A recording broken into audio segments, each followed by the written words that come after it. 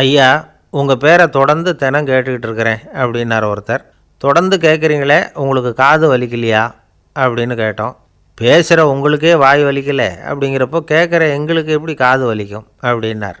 நம்ம உடம்புல ஒரு அதிசயம் என்ன தெரியுமா? ரொம்ப நேரம் நாம் நடக்கிறோம்னு வச்சுக்கோங்க, கால் வலிக்கும். ரொம்ப நேரம் வேலை செஞ்சால் கை வலிக்கும், உடம்பு வலிக்கும். ரொம்ப நேரம் பார்த்துக்கிட்டே இருந்தால் கண்ணு வலிக்கும். ரொம்ப நேரம் பேசிக்கிட்டே இருந்தால் வாய் கூட வலிக்கும். ஆனால் ரொம்ப நேரம் கேட்டுக்கிட்டே இருக்கிறதுனால காது வலிக்கிறது இல்லை. அதனால் கேட்குறதுக்கு முக்கியத்துவம் கொடுத்தாங்க நம்ம பெரியவங்க. திருவள்ளுவர் தேவையில்லாமல் வார்த்தைகளை உபயோகப்படுத்த மாட்டார். ஒரு திருக்குறள்னு எடுத்துக்கிட்டாவே அதில் மொத்தம் 7 வார்த்தைகள், அவ்வளவுதான். அப்படி 7 வார்த்தைகள் மட்டுமே உள்ள ஒரு திருக்குறளில் வள்ளுவர் ஒரே வார்த்தையை 5 தடவை உபயோகப்படுத்தியிருக்கிறார், திரும்ப திரும்ப பயன்படுத்தியிருக்கிறார். அப்படின்னா அதை எந்த அளவுக்கு வலியுறுத்தி சொல்கிறார் அப்படிங்கிறத நாம் புரிஞ்சுக்கணும். அது என்ன குறள்? செல்வத்துள் செல்வம் செவிச்செல்வம், அச்செல்வம் செல்வத்துள் எல்லாம் தலை. செவிச்செல்வம்ங்கிறது அவ்வளவு முக்கியமானது. கற்றலின் கேட்டல் நன்று. அதிகம் கேட்கணுங்கிறதுக்காக தான் எவ்வளவு கேட்டாலும் காது வலிக்கிறதில்ல. குறைச்சலாக பேசணும், அதிகமாக கேட்கணும். இன்னொரு விஷயம் கவனிங்க. நம்ம உடம்பில் கண்ணுக்கு மூடி இருக்குது, எதையாவது நாம் பார்க்க விரும்பலைன்னா உடனே கண்ணை மூடிக்கலாம். நம்ம வாய்க்கு மூடி இருக்குது, பேச விருப்பம் இல்லையா, வாயை மூடிக்கலாம். மூக்குக்கு கூட மூடிக்கிற வசதி இருக்குது, எதையாவது முகர விருப்பம் இல்லையா, மூச்சை அடக்கிக்கலாம். ஆனால் பாருங்கள், காதுக்கு மூடி கிடையாது. அதை கையால் தான் மூட முடியும். யார் என்ன சொன்னாலும் அது நல்லதோ கெட்டதோ காதில் விழுந்துக்கிட்டு தான் இருக்கும். அறிவு தான் நல்ல விஷயங்களை எடுத்துக்கிட்டு கெட்ட விஷயங்களை விட்டுடணும். நல்ல கருத்துக்கள் நம்ம காதில் நிறைய விழுந்துக்கிட்டே இருக்கணும். அதை கேட்டு நாம் நல்லபடியாக வாழணுங்கிறது தான் படைப்பின் விருப்பம். ஆன்மீகவாதிகள் கூட ஒன்று சொல்லுவாங்க. அதாவது, ஆன்மீக பாதையில் நீங்கள் முன்னேறணும்னா முதல்ல சிரவணம் செய்யணும்பாங்க. அதாவது பெரியவங்க சொல்கிற நல்ல கருத்துக்களை கேட்கணும் அப்படின்னு அதுக்கு அர்த்தம். அதனால் யார் நல்ல கருத்துக்களை சொன்னாலும் அதை காது கொடுத்து கேளுங்க. இவ்வளவு கருத்துக்களையும் நம்ம நேயர் ஒருத்தர்கிட்ட சொல்லிகிட்டு இருந்தோம். அவரும் சரி சரின்னு தலையாடிக்கிட்டே இருந்தார். அப்புறம் சொன்னார், நீங்கள் சொல்கிறது சரிதான் சார், காதுக்கு மூடி இல்லைங்கிறது ரொம்ப சரி. அதனால தான் உங்கள் தகவல் கூட நாங்கள் விரும்புகிறோமோ இல்லையோ தினம் காதில் விழுந்துக்கிட்டு இருக்குது அப்படின்னார். எங்களுக்கு ரொம்ப பெருமையாக இருந்தது. அப்படியா அப்படின்னோம். ஆனாலும் என்ன மாதிரி சில பேர் நீங்கள் தகவல் சொல்கிற சமயத்தில் காதில் மூடி இல்லையேன்னு சொல்லி கவலைப்படுறதில்ல சார் அப்படின்னார். ஏன்னு கேட்டோம். காதை மூடுறதுக்கு தானே வசதி இல்லை, ரேடியோவை மூடுறதுக்கு வசதி இருக்குதுல்ல, அதனால் டக்குன்னு அதை மூடி வச்சுருவோம் அப்படின்னார். வங்க நாவலாசிரியர் சரத் சந்திரர் ஒரு நண்பர் அவர்கிட்ட வந்தார். வழக்கமாக எல்லா எழுத்தாளர்கள்கிட்டையும் கேட்குற ஒரு கேள்வியை கேட்டார். நீங்கள் எழுத்துத்துறைக்கு வந்தது எப்படி? இதுதான் கேள்வி. அதை தெரிஞ்சு என்ன பிரயோஜனம்னார் சரத் சந்திரர். சும்மா சொல்லுங்களேன், தெரிஞ்சுக்கிறேன் அப்படின்னார் வந்தவர். சரி சொல்கிறேன்னு ஆரம்பித்தார். நான் ரங்கூனில் வேலை பார்த்துக்கிட்டு இருந்தேன். சம்பளம் பத்தல. வேலையும் பார்த்துக்கிட்டு ஒரு பலசரக்கு கடை வைக்கலாம்னு நினச்சேன். என்னால் மளிகை கடை வச்சு சரியாக நடத்த முடியுமாங்கிற சந்தேகம் என் மனைவிக்கு. அதை சோதனை பண்ணி பார்க்கணுங்கிறதுக்காக சில பொருள்களின் அளவு, அதோட விலை, இப்படி சிலதை சொல்லி எல்லாத்தையும் மனக்கணக்காக கூட்டி போட சொன்னாங்க. என்னால் சரியாக கூட்டி சொல்ல முடியல. உங்களால் மளிகை கடை நடத்த முடியாதுன்னு சொல்லிவிட்டாங்க. உடனே என்ன பண்ணுறது, வேறு வழி இல்லை, கதை எழுத ஆரம்பிச்சிட்டேன் அப்படின்னார். கேட்டவருக்கு சிரிப்பு வந்துட்டு தான். சரத் சந்திரர் ஒரு பக்கம் சீரியஸான நாவல்கள், சிறுகதைகள் எழுதியிருந்தாலும் அவருடைய இன்னொரு பக்கம் வேறு விதம். நண்பர்கள்கிட்ட பேசும்பொழுதும் சரி, அவர்களுக்கு கடிதங்கள் எழுதும்போதும் சரி, கேலியும் கிண்டலும் நகைச்சுவை உணர்வும் அதிகமாக இருக்கும். காந்திஜி ஒரு சமயம் கல்கத்தாவுக்கு வந்திருந்தார். தேசபக்தர்கள் பல பேர் அவர்கிட்ட பேசிக்கிட்டு இருந்தாங்க. அப்போது சரத் சந்திரரும் அங்கே இருந்தார். கிரண் சங்கர் ராய் அப்படிங்கிறவரும் அங்கே இருந்தார். அவர் சொன்னாராம், காந்திஜியோட பழகிய முதல் வங்காளி நான் தான். போயர் யுத்த காலத்தில் இவர் லண்டனுக்கு வந்திருந்தப்போ என்கிட்ட தான் வங்காள மொழி கற்றுக்கிட்டார் அப்படின்னாராம். உடனே சரத் சந்திரர் காந்திஜியை பார்த்து, இவர் உங்களுக்கு வங்காள மொழி கற்றுக் கொடுத்தது உண்மைதானா அப்படின்னாராம். ஆமான்னாராம் காந்தி. அதனால தான் உங்களால் வங்காள மொழி கற்றுக்க முடியல அப்படின்னாராம். எல்லாரும் சிரித்தாங்களாம். சரத் சந்திரர் சாம்தாபேர் அப்படிங்கிற கிராமத்தில் தங்கியிருந்தார் ஒரு இலக்கிய நிகழ்ச்சியில் கலந்துக்கிறதுக்காக. அதுக்காக ஒரு கல்கத்தாவுக்கு போக வேண்டிய சூழ்நிலை. அதுக்காக புறப்பட்டார். அந்த சமயத்தில் பின்னாடி இருந்து யாரோ அவரை கூப்பிட்டாங்க. இப்படி கூப்பிட்டவரை பார்த்து இன்னொருத்தர் யாரோ அதட்டி இருக்கிறாங்க. போகிறவரை ஏன் இப்படி கூப்பிடுறீங்க அப்படின்னு. ஏன் கூப்பிட்டா என்னன்னு கேட்டிருக்கார் சரத்சந்திரர். புறப்படுறவங்கள பின்னாடி இருந்து கூப்பிடுறது அபசகுனம், போகிற இடத்துல ஏதாவது ஆபத்து வரலாம் அப்படின்னு அதுக்கு விளக்கம் கொடுத்துருக்கிறார் அவர். உடனே சரத்சந்திரர் சொன்னாராம், இதோ இவங்க என்னை இலக்கிய கூட்டத்துக்கு அழைச்சிட்டு போகிறாங்களே, இதை விட வேறு என்ன ஆபத்து வந்துட போகுது அப்படின்னாராம். இப்படி சரத்சந்திரருக்கு இயல்பாகவே நகைச்சுவை உணர்வு உண்டு. அவருடைய நண்பர் ஒருத்தர் வீட்டுக்கு கூப்பிட்டுருந்தார். அங்கே ஒரு கச்சேரிக்கு ஏற்பாடு பண்ணியிருந்தாங்க. சரத்சந்திரருக்கு இயல்பாகவே கச்சேரியில் நீண்ட ஆலோசனையெல்லாம் கேட்குறதுக்கு பொறுமை இருக்காது. அதனால் மெதுவாக பாட போகிறவர் எப்படி அப்படின்னு கேட்டிருக்கார். அவருக்கு ரொம்ப நல்லா பாட தெரியும் அப்படின்னு சொல்லியிருக்கிறாங்க. அதுக்கு சரத்சந்திரர், பாட தெரியுங்கிறது சரி, பாட்டை நிறுத்த தெரியுமா அதை சொல்லுங்கள் முதல்ல அப்படின்னாராம். கங்கை கரை தோட்டம் பக்கத்தில் ஒரு ஆசிரமம், அங்கே ஒரு பெரியவர் தங்கியிருக்கிறார். அவர் தான் ராமகிருஷ்ண பரமஹம்சர். அந்த ஆசிரமம் இருந்த இடம் கரக்பூர். வங்காளத்தில் பொதுவாக எல்லோரும் மீன் சாப்பிட்றது உண்டு. கங்கையில் குளிச்சுட்டு கையில் ஒரு மீனோடு வர்றது வழக்கம். இவர் இருக்கிற இடத்துக்கு கங்கையில் படகு வழியாக வரணும். அப்படி தான் எல்லோரும் வருவாங்க. வர்றவங்கள ஒன்று கூட்டி ஆன்மீக விஷயங்களை பற்றி பேசிக்கிட்டு இருப்பார். ஒவ்வொரு நாள் ஒவ்வொருத்தர் நகரத்துக்கு போகணும். வரும்பொழுது மீன் கொண்டுக்கிட்டு வரணும். அதுக்கு ஒரு அட்டவணையே உண்டு ஆசிரமத்தில். அது பிரகாரம் ஒரு நாள் சுவாமி யோகானந்தர் படகில் போனார். படகை செலுத்தினவங்க ராமகிருஷ்ணரையும் சுவாமி யோகானந்தரையும் மற்றவங்களையும் பித்தர்கள் அப்படின்னு சொல்லி ஏளனமாக பேசினாங்க. அவங்க என்ன பைத்தியம் பிடிச்சவங்க அப்படிங்கிறது மாதிரி. சுவாமி யோகானந்தருக்கு ரொம்ப மென்மையான இதயம்.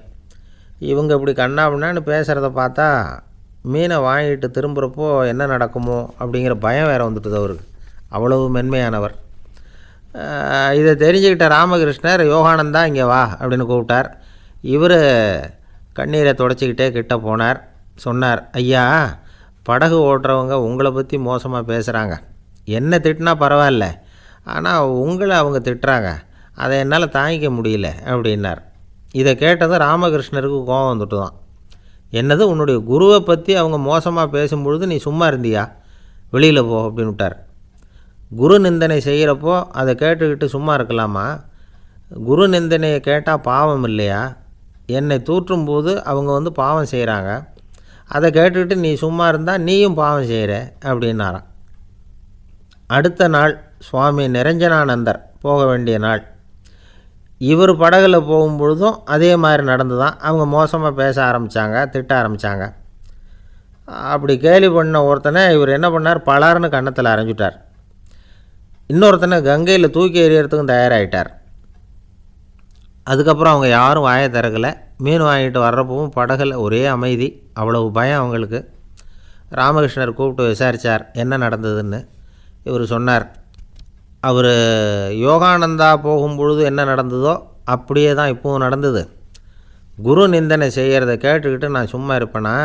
ஒருத்தனை அப்படியே அரைஞ்சுட்டேன், இன்னொருத்தனை ஆற்றுல தூக்கி போட்டுருவேன்னு பயமுறுத்தினேன், அவ்வளவுதான் அப்படின்னாராம். இப்போவும் ராமகிருஷ்ணருக்கு கோபம் வந்துட்டு தான். என்ன இது, அணியறது காஷாயம், இருக்கிறது ஆசிரமம், உனக்கு இவ்வளவு கோபம் வந்ததுன்னா அப்புறம் என்னத்துக்கு ஆசிரமத்தில் இருக்கணும்? பிரம்மச்சாரி எப்பவும் அமைதியாக இருக்கணும் அப்படின்னு அறிவுரை சொன்னாராம் ராமகிருஷ்ணர்.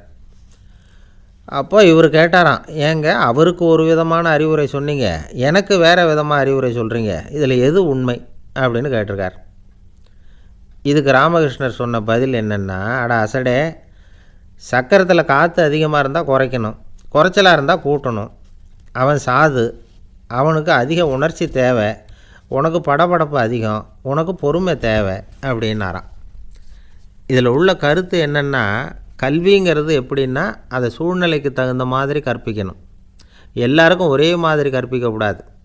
கேட்குறவர் தகுதி, புரிஞ்சுக்கிற திறமை, இதை பொறுத்து கல்வி அமையணும். ஆரம்ப காலத்தில் ஒரு குரு, அப்போ ஒரு சீடன் இருந்தான். அது வேடிக்கையான குரு, வேடிக்கையான சீடன். ஒரு ஆசிரமம். ஒரு நாள் ஒருத்தன் அவசரமாக அந்த குருவை தேடி வந்திருக்கிறான். என்ன விஷயம்னு விசாரித்தார் குரு. உங்கள் சீடர் என்னை அடிச்சுட்டார் அப்படின்னு புகார் பண்ணானான் அந்த ஆள். குரு சீடனை கூப்பிட்டார். அடிச்சியா இந்த ஆளை அப்படின்னு கேட்டாரான். ஆமான் இருக்கான் சீடன். ஏன் அடித்தே அப்படின்னு கேட்டாராம். இந்த ஆள் உங்களை பற்றி மட்டமாக பேசிவிட்டான், என்னால் அதை தாங்கிக்க முடியல, அதனால தான் அடிச்சுட்டேன்ருக்கான். அப்படி என்ன பேசினான் அப்படின்னு கேட்டாராம். உன்னுடைய குருநாதர் இப்போல்லாம் அர்த்தமில்லாமல் பேச ஆரம்பிச்சிட்டார் அப்படின்னு சொல்லிவிட்டான், அதனால தான் அடிச்சுட்டேன் அப்படின்னு நானான். அதுக்காக அடித்தே அப்படின்னாரான். நான் அதுக்காக அடிக்கலை குருவே, இப்போல்லாம் நீங்கள் அர்த்தமில்லாமல் பேசுகிறதாக அவன் சொல்கிறான், அப்படின்னா இதுவரைக்கும் நீங்கள் அர்த்தத்தோடு பேசினதாகத்தானே அர்த்தம், அது தப்பு தானே, அதனால தான் அடித்தேன் அப்படின்னு நானான். ஒரு பெரியவர் உட்கார்ந்துருக்கிறார். அவரை சுற்றி அவருடைய தோழர்கள் உட்காந்துருக்கிறாங்க. ஏதோ ஒரு முக்கியமான செய்தியை அவர் அவங்களுக்கு சொல்லிகிட்டு இருக்கிறார். அவங்களும் ஆர்வமாக கேட்டுக்கிட்டு இருக்கிறாங்க. இந்த சமயத்தில் யாரோ ஒரு ஆள் வேகமாக அங்கே வர்றார். வர்ற வேகத்திலேயே எனக்கு ஏதாவது உதவி செய்யுங்க அப்படின்னு கேட்டுக்கிட்டே வர்றார். கேட்குறது உதவி, ஆனால் குரல் மிரட்டுறது மாதிரி இருக்குது, அதட்டி கேட்குறது மாதிரி இருக்குது. இதை கேட்டதும் அந்த பெரியவர் ஆத்திரப்படலை, ஆனால் அவரை சுற்றி இருந்தவங்க ஆத்திரப்பட்டாங்க. இதை பெரியவர் கவனித்தார். கொஞ்சம் அமைதியாக இருங்கன்னார். வந்தவரை கூப்பிட்டார். அவருக்கு சில பொருள்களை கொடுத்தார். என்னங்க இப்போ உங்களுக்கு மகிழ்ச்சி தானே அப்படின்னார். ஆ அப்படின்னு அலட்சியமாக அவர் சொல்கிறார். நான் உங்களை நல்ல முறையில் நடத்தினேன்னா அப்படின்னு கேட்குறாரு அவர் மறுபடியும். அதெல்லாம் ஒன்றும் இல்லை அப்படின்னு சொல்லி அவர் சொல்லிகிட்டு இருக்கிறாரு. குரலில் கடுமை குறையில. சுற்றி இருந்தவங்களால் இதை பொறுத்துக்க முடியல. கோபத்தோடு அவரை நோக்கி நெருங்க ஆரம்பித்தாங்க. பெரியவர் அவங்களையெல்லாம் தடுத்து நிறுத்தினார். வந்தவரை வாங்க என்னோட அப்படின்னு சொல்லி அழைச்சிட்டு போனார். வீட்டுக்கு போனார். அங்கே போனதும் இன்னும் சில பொருள்களை எடுத்து அவர்கிட்ட கொடுத்தார். இப்போ திருப்தி தானே, நான் உங்ககிட்ட நல்ல முறையில் நடந்துக்கிட்டேனா அப்படின்னார். அவர் முகம் இப்போ தான் கொஞ்சம் மலர்ந்தது. ரொம்ப நன்றி, இறைவன் உங்கள் குடும்பத்துக்கு எல்லா நன்மைகளையும் செய்வான் அப்படின்னு சொன்னார். இதே வார்த்தைகளை என்னுடைய தோழர்கள்கிட்டே சொல்லிட்டீங்கன்னா அவங்க கோபம் தணிஞ்சிரும், வர முடியுமான்னார். கண்டிப்பாக வர்றேன் அப்படின்னாரு. மறுநாள் காலையில் அந்த இடத்துக்கு வந்தார். அதே மாதிரி சொல்லிவிட்டு அவர் போயிட்டார். தோழர்கள்லாம் ரொம்ப வியப்போடு பெரியவரை பார்த்தாங்க. அந்த பெரியவர் தான் நபிகள் நாயகம். அவர் சொன்னார், ஒருத்தன் ரொம்ப ஆசையாக ஒரு ஒட்டகத்தை வளர்த்துக்கிட்டு வந்தான். ஒரு நாள் அந்த ஒட்டகம் கயத்தை அறுத்துக்கிட்டு ஓடி போயிட்டுது. அக்கம் பக்கத்தில் இருக்கிறவங்கெல்லாம் அந்த ஒட்டகத்தை பிடிக்கிறதுக்கு முயற்சி பண்ணாங்க. அதை துரத்திக்கிட்டு ஓடினாங்க. ஒட்டகம் தாறுமாறாக ஓட ஆரம்பிச்சிது. இந்த சமயத்தில் ஒட்டகத்தை வளர்த்தவன் அங்கே ஓடி வந்தான். நீங்கள் அதை ஒன்றும் செய்ய வேணாம், விட்டுருங்க, அதோட சுபாவம் எனக்கு நல்லா தெரியும், அதை சுலபமாக என்னோடய வழிக்கு கொண்டுகிட்டு வந்துட முடியும், நான் பார்த்துக்கிறேன், விட்டுருங்கோ அப்படின்னா. எல்லோரும் விலகி போயிட்டாங்க. இவன் என்ன செஞ்சான் தெரியுமா? கொஞ்சம் புல்லை கையில் எடுத்துக்கிட்டு அந்த ஒட்டகத்தை நெருங்கினான். அவ்வளவுதான். அது ஓடி இவன் காலடியில் உட்காந்துக்கிட்டது. செல்லமாக அதை அப்படியே தடவி கொடுத்தான். முதுகில் ஏறி உட்காந்துக்கிட்டான். அது பாட்டுக்கு சாதுவாக நடந்து போகுது. இந்த கதையை நபிகள் நாயகம் தம்முடைய தோழர்களுக்கு சொல்கிறார். ஒட்டகத்தை மட்டும் இல்லை, சில மனிதர்களையும் கூட சில விதத்தில் அணுகி தான் அவர்களை சீர்திருத்த வேண்டியிருக்குது அப்படிங்கிறத அவங்களுக்கு உணர்த்தினார். இது ஒரு அழகான உளவியல் அணுகுமுறை. சில குடும்ப தலைவர்கள் கூட இந்த ஒட்டகம் மாதிரி நடந்துக்கிறது உண்டு, அப்புறம் அடங்கி போகிறதும் உண்டு. ஒரு குடும்ப தலைவர் காலையில் எழுந்திரிச்சதுலேருந்து சத்தம் போட்டு கத்திக்கிட்டு இருப்பார். பக்கத்தில் இருந்தவங்கெல்லாம் ஓடி போய் சமாதானம் பண்ணி பார்த்தாங்க. அவர் ஓயறது மாதிரி தெரியல. கடைசியில் அவர் மனைவி வந்தாங்க. நீங்கள் எல்லாம் விலகி போயிடுங்க, அவர் சுபாவம் எனக்கு தெரியும், நான் பார்த்துக்கிறேன் அப்படின்னாங்க. சரின்னு எல்லோரும் போயிட்டாங்க. சாயந்தரமாக பார்க்குறாங்க, அவர் சத்தம் இல்லாமல் ஒரு மூலையில் உட்காந்துருக்கிறார். ரொம்ப சாதுவா. ஆச்சரியமாக இருந்தது. என்னம்மா பண்ணீங்கன்னு கேட்டாங்க. அது ஒன்றும் இல்லைங்க, ஒரு வேளை சாப்பாட்டை நிறுத்தினேன், பட்னி போட்டேன், அவ்வளவுதான் அப்படின்னாங்க அந்த அம்மா. ஒரு ராஜா ஊரெல்லாம் சுற்றி பார்த்துட்டு வரலாம்னு ஒரு நாள் புறப்பட்டு போனார். ஒரு இடத்துல தறி நெசவு வேலை ரொம்ப மும்முரமாக நடந்துக்கிட்டு இருந்தது. ஒரு பெரியவர் தறியால் நெசவு வேலை செஞ்சுக்கிட்டு இருந்தார். பக்கத்தில் ஒரு அழகான பொண்ணு உட்காந்து நூலை சுற்றிக்கிட்டு இருக்குது. ராஜா அந்த பெரியவரை பார்த்து யார் இந்த பொண்ணுன்னு விசாரித்தார். ராஜா அப்படி கேட்டதும் அவருக்கு ரொம்ப பெருமையாக போயிட்டுது. ஏன்னா உட்காந்துருந்தது அவரோட மகள். அரசே, இது என்னுடைய மகள், இவ வேகமாக நூல் தெரிக்கக்கூடியவள், வைக்கோலை எடுத்து இவ தெரிச்சா கூட அது எல்லாம் பவுனிழையாக வெளியில் வரும் அப்படின்னு ஒரு ராசி இவளுக்கு அப்படின்னு ரொம்ப பெருமையாக ராஜா கிட்ட சொன்னார். ராஜா இதை கேட்டதும் அசந்துட்டார். அப்படியா, இவ்வளவு அழகும் சாமர்த்தியமும் உள்ள இந்த பொண்ணு என்னோட வரட்டுமே, இவளை என் மருமகளை ஆக்கிக்கிறேன் அப்படின்னார் ராஜா. அந்த பெரியவருக்கு ஒன்றும் புரியல. ஏதோ கொஞ்சம் பெருமையாக சொல்ல போவோ அது இப்படி ஆயிட்டுதே அப்படின்னு கவலைப்பட்டார். இருந்தாலும் ராஜா பேச்ச தட்ட முடியுமா? மகளை அனுப்பி வச்சுட்டார். ராஜா அந்த பொண்ணை அரண்மனைக்கு அழைச்சிட்டு வந்தார். அங்கே ஒரு அறையில் வச்சு பூட்டி விட்டார். அந்த ரூமு நிறைய வைக்கோலை கொண்டாந்து போட்டு அடைச்சாங்க. 3 ராட்டைகள் வேறு வச்சுருந்தாங்க. நாளைக்கு பொழுது விடியறதுக்குள்ளே நீ இந்த வைக்கோலையெல்லாம் தங்க இழைகளாக மாற்றி காட்டணும். நாளைக்கு காலம்புறம் வந்து நான் இந்த அறை கதவை திறப்பேன். உன் தகப்பன் சொன்னது மாதிரி எல்லாம் தங்கமாக மாறி இருக்கணும், இல்லைன்னா நீ உயிர் தப்ப முடியாது அப்படின்னு உத்தரவு போட்டார். பாவம் அந்த பொண்ணு என்ன பண்ணும்? பகல் பூரா அழுதுகிட்டே உட்காந்துருக்குது. ராத்திரி பூராவும் தூக்கம் வரல. மறுநாள் அதிகாலை நேரத்தில் யாரோ கதவை தட்டுற சத்தம் கேட்டுது. பயந்துக்கிட்டே கதவை திறக்கிறா. திறந்து பார்த்தா வெளியில் 3 அவலட்சணமான பெண்கள். ஒருத்திக்கு வந்து கால் அகலமாக முறை மாதிரி இருக்குது, இன்னொருத்திக்கு கட்டை விரல் கரண்டி மாதிரி பெருசாக இருக்குது, 3ஆவது பொண்ணுக்கு உதடு தடித்து ரப்பர் மாதிரி தொங்கிக்கிட்டு இருக்கு. யார் நீங்கள்? உங்களுக்கு என்ன வேணும் அப்படின்னு கேட்குது இந்த பொண்ணு. நாங்கள் உங்களுக்கு உதவி செய்கிறதுக்கு தான் வந்திருக்கிறோம் அப்படின்னு சொல்லி உள்ளே வந்தாங்க. உட்காந்தாங்க. கொஞ்ச நேரத்துக்குள்ளே உள்ளே இருந்த வைக்கோலையெல்லாம் தங்க இழைகளாக மாற்றி கொடுத்துட்டு போயிட்டாங்க. காலையில் ராஜா வந்தார். பார்த்தார். ஆகா பேஷுனார். இன்னும் கொஞ்சம் வைக்கோலை கொண்டாந்து அந்த ரூமில் போட சொன்னார். இந்த வைக்கோலையும் இன்றைக்கி தங்கமாக மாற்றிவிடு, நாளைக்கு மறுநாள் உனக்கும் இளவரசனுக்கும் கல்யாணம்னு சொல்லிவிட்டார். இன்றைக்கி ராத்திரி அந்த 3 பொண்ணுங்களும் வந்தாங்க. வைக்கோலை பொண்ணு இழைகளாக மாற்றினாங்க. புறப்பட்டாங்க. இந்த பொண்ணு அவங்க காலில் விழுந்து வணங்கினா. என் உசுரை காப்பாற்றினீங்க, உங்களுக்கு நான் என்ன கைமாறு செய்ய போகிறேன் அப்படின்னா. பயப்படாத, நீ விரும்பினா எங்களுக்கு ஒரு உதவி செய்யலாம். உன்னுடைய கல்யாணத்துக்கு நாங்கள் 3 பேரும் வரோம். நீ எங்களை வந்து வரவேற்று ராஜாக்கிட்டேயும் இளவரசர்கிட்டையும் நாங்கள் வந்து உன்னோட பெரியப்பா பொண்ணுங்கன்னு சொல்லி அறிமுகப்படுத்தி வை, நாங்கள் விருந்து சாப்பிட்டுட்டு போயிடுறோம் அப்படின்னாங்க. ரொம்பவும் சந்தோஷமாக சரின்னு ஒத்துக்கிட்டா. கல்யாண நாள் வந்தது.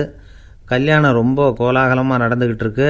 எல்லா தேசத்து ராஜா ராணிகளும் வந்துக்கிட்டு இருக்கிறாங்க. அந்த 3 அவலட்சணமான பொண்ணுங்களும் வந்து சேர்ந்தாங்க. யார் இவங்கன்னு கேட்டார் ராஜா.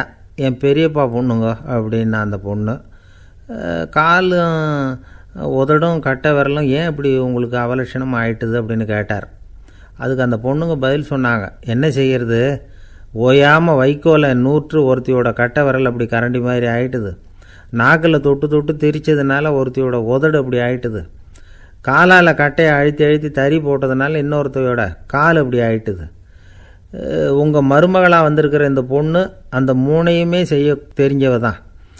என்ன ஆக போகுதோ இன்னும் கொஞ்ச நாளில் அப்படின்னாங்க. அவ்வளவுதான். ராஜா பயந்துட்டார். அம்மா, இன்னையிலேருந்து நீ இளவரசனின் மனைவி. நீ எப்பவும் அழகாக இருக்கணும். அதனால் நீ இனிமேல் வைக்கோலை திரிக்கவே கூடாது அப்படின்னு உத்தரவு போட்டார்.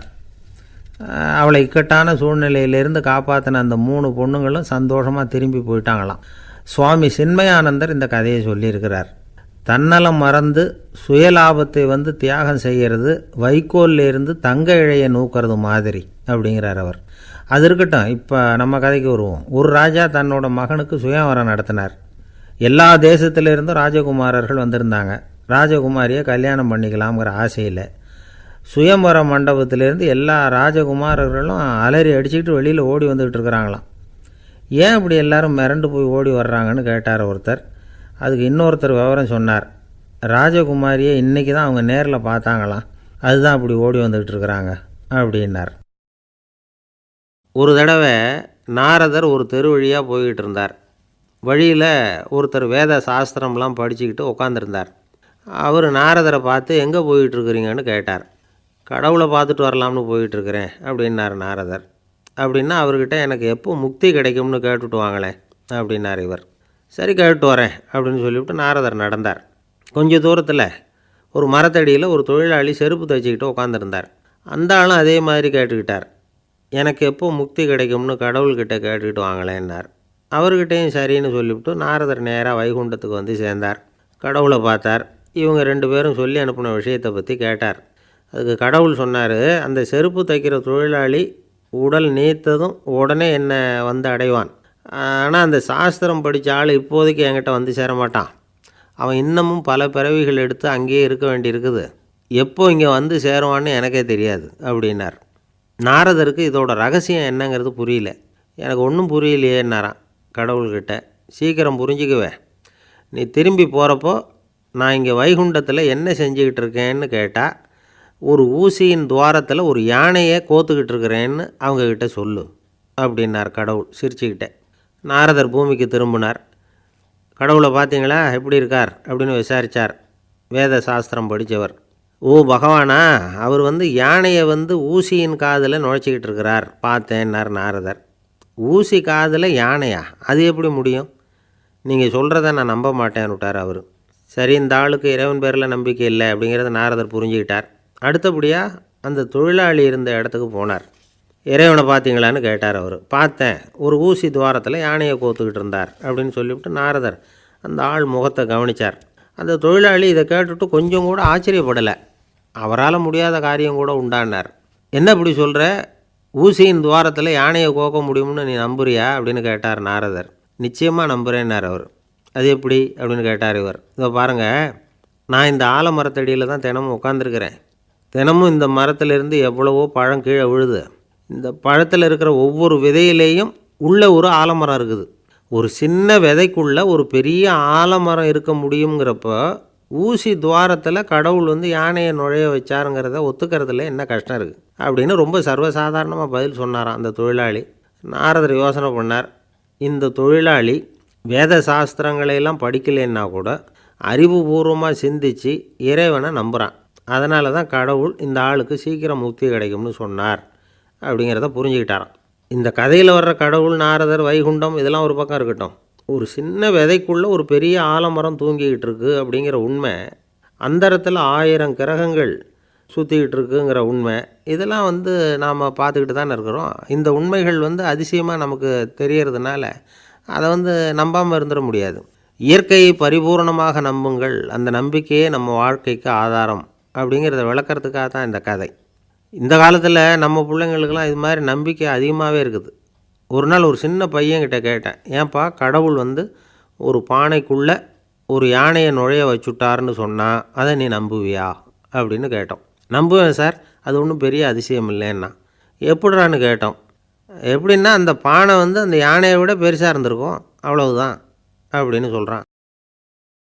ஒரு ஊரில் ஒரு ராஜா இருந்தார். அவர் அடிக்கடி காட்டுக்கு வேட்டையாட போவார். சில நண்பர்களையும் கூட அழைச்சிக்கிட்டு போவார். காட்டுக்கு போனதும் ஆளுக்கு ஒரு பக்கமாக போய் வேட்டையாடுவாங்க. சாயந்தரமாக திரும்பி வருவாங்க. மறுநாள் அரண்மனையில் உட்காந்து ஒவ்வொருத்தரும் அவங்க அனுபவங்களையெல்லாம் சொல்லிக்குவாங்க. அவங்க வீரத்துக்கு தகுந்த மாதிரி பரிசை அந்த ராஜா கொடுப்பார். இது மாதிரி ஒரு தடவை எல்லோரும் வேட்டைக்கு போயிட்டு திரும்பி வந்ததும் உட்காந்து பேச ஆரம்பிச்சிருக்கிறாங்க. ஒருத்தன் சொன்னான், தன்னுடைய வீர தீர செயலை பற்றி அளக்க ஆரம்பிச்சிட்டான். ஏன்னா அதுக்கு பரிசு கிடைக்க போகுதில்ல, அதனால். அவன் என்ன சொன்னான் தெரியுமா? அரசே, நேற்றுக்கு காட்டில் என்னாச்சு தெரியுமா? எனக்கு நேராக ஒரு சிங்கம் வாயை திறந்துக்கிட்டு வந்துட்டுது. நான் பயப்படவே இல்லை. உடனே ஒரு கல்லை எடுத்து குறி பார்த்து வீசினேன். சிங்கத்து வாய்க்குள்ளே போய் அந்த கல் மாட்டிக்கிட்டுது. அவ்வளவுதான். அந்த சிங்கம் என்னை பார்த்துட்டு பயந்துட்டு ஒரே ஓட்டமாக திரும்பி ஓடி போயிட்டுது அப்படின்னா. ஆஹா பலே அப்படின்னு எல்லோரும் கை தட்டினாங்க. ரெண்டாவது ஆள் ஒருத்தன் எழுந்திரிச்சான். அவன் சொல்ல ஆரம்பித்தான், அரசே, நான் போன வழியில் 2 பெரிய மலைப்பாம்பு கிடந்தது. என்னை முழுங்கிறதுக்கு வந்தது. நான் என்ன பண்ணேன் தெரியுமா? அந்த 2 பாம்போட வாலையும் ஒன்றா சேர்த்து முடிச்சு போட்டுட்டேன். அவ்வளவுதான். அது அங்கே இழுக்க இது இங்கே இழுக்க முடிச்சு நல்லா இறுகி போட்டுது அப்படின்றான். ஆஹா அற்புதம்னு சொல்லி எல்லாரும் கை தட்டினாங்களாம். அடுத்தபடியாக 3வது ஆள் ஒருத்தன் வந்தான். அவன் சொல்ல ஆரம்பித்தான், மன்னா, நான் போன பாதையில் குறுக்க ஒரு ஆறு, அதில் இறங்கி குளித்தேன். யாரோ காலை பிடிச்சி இழுக்கிறது மாதிரி இருந்தது. திரும்பி பார்த்தா ஒரு பெரிய முதலை. நான் உடனே அப்படியே ஒரு துள்ளல் துள்ளி அது முதுகில் போய் உக்காந்துக்கிட்டேன். அதை அப்படியே கரைக்கு நீந்த வச்சேன். கரைக்கு சேர்ந்ததும் அப்படியே ஒரே துள்ளி குதித்து கரைக்கு வந்துட்டேன் அப்படின்றான். அவன் தன்னுடைய வீரத்தை அப்படி சொல்லியிருக்கான். அடடா எப்பேற்பட்ட வீரம் அப்படின்னு எல்லாரும் கை தட்டினாங்களாம். 4வது ஆள் எழுந்திரிச்சான், மன்னா, நான் போன இடத்துல ஒரு கரடி என்னை துரத்த ஆரம்பிச்சுட்டுது. நான் ஒரு மலை உச்சிக்கு வந்துட்டேன். அதுக்கப்புறம் ஒரு அடி எடுத்து வச்சாலும் அதில் பாதாளத்தில் விழ வேண்டியது தான். அந்த நேரம் பார்த்து ஒரு பெரிய ராட்சச கழுகு அந்த பக்கமாக பறந்து வந்தது. நான் உடனே அப்படியே உயர எழும்பி அந்த கழுகோட காலை பிடிச்சிக்கிட்டேன். அப்படியே தொங்கிக்கிட்டே வந்தேன். ஒரு நல்ல இடம் வந்ததும் தொப்புன்னு கீழே குதித்து நடந்து வந்துட்டேன். நான் இதுக்கும் எல்லோரும் கை தட்டுறாங்க. கடைசியாக ஒரு ஆள் எழுந்திரிச்சான், அரசே, நான் போன வழியில் ஒரு பெரிய யானை குறுக்க வந்தது.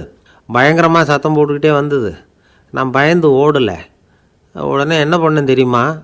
அந்த யானையோட வாலை பிடிச்சி தூக்கினேன், தலைக்கு மேலே தூக்கி கரன்னு சுற்றினேன், வேகமாக சுற்றி வீசி எறிஞ்சேன், அவ்வளவுதான். அதே ஸ்பீடில் அந்த யானை மேலே போக ஆரம்பிச்சுட்டுது. இன்னும் கூட அது போய்கிட்டே தான் இருக்குது, கீழே விழவே இல்லைன்னா. இதை கேட்டதும் ராஜாவுக்கு கோபம் வந்துட்டுது. என்ன முட்டாள்னு நினச்சிக்கிட்டு பேசுகிறியா? யானையை நீ வாலை பிடிச்சி தூக்குன, அதை நான் நம்பணுமா அப்படின்னார். உடனே இவன் பணிவாக பதில் சொன்னான். அரசே, ஒரு சிங்கத்து வாயில் கல் மாட்டிக்கிட்டதை நம்புறீங்க, மலைப்பாம்பு வாலை பிடிச்சி முடிச்சு போட்டதை நம்புறீங்க, முதல்ல முதுகில் சவாரி பண்ணதையும் நம்புறீங்க, கழுகு காலை பிடிச்சிக்கிட்டு பறக்கிறதையும் நம்புறீங்க. அப்படி நம்புறப்போ நான் சொன்னதை மட்டும் நம்பக்கூடாதா அப்படின்னு கேட்டானான். பொய் சொன்னவங்கெல்லாம் தலையை தொங்க போட்டுக்கிட்டாங்களாம். ராஜா அவங்கள பார்த்து சொன்னாராம், நீங்கள் எல்லாரும் என்னை முட்டாளாக்கியிருக்கிறீங்க. கடைசியாக பேசின இவன் தான் எனக்கு உண்மை எது பொய் எதுங்கிறத புரிய வச்சிருக்கிறான். இவன் தான் உண்மையான தைரியசாலி அப்படின்னு சொல்லி அவனுக்கே பரிசையெல்லாம் கொடுத்து பாராட்டினாராம். இப்படி ஒரு கதை. உண்மையை நிலைநாட்டுகிறவன் தான் உண்மையான வீரன் அப்படிங்கிறத இதிலிருந்து நாம் புரிஞ்சுக்கணும். இந்த காலத்துல எல்லாம் பொய் சொன்னால் தான் பிழைக்க முடியுங்கிறது ஒரு சில பேரோட நம்பிக்கை.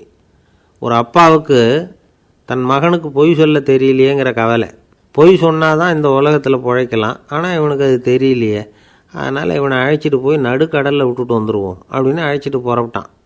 கடற்கரைக்கு போனான். மகனுக்கு சந்தேகம், எங்கேப்பா என்னை அழைச்சிட்டு போகிறேன்னு கேட்டிருக்கான். கடலில் மீன் பிடிக்க கற்றுக் கொடுக்க போகிறேன் உனக்கு அப்படின்னானா. நான் ஏற்கனவே மீன் பிடிச்சிட்டேனேன்னானா இவன் மகன். எங்கே அதுன்னு கேட்டிருக்கான் அப்பங்காரன். சுட்டு சாப்பிட்டுட்டேன்ருக்கான் புள்ள. அப்பங்காரன் பார்த்தான், சரி நம்ம புள்ள பொழைச்சிக்கோ அப்படின்னு சொல்லி திருப்பி அழைச்சிட்டு வந்துட்டானான்.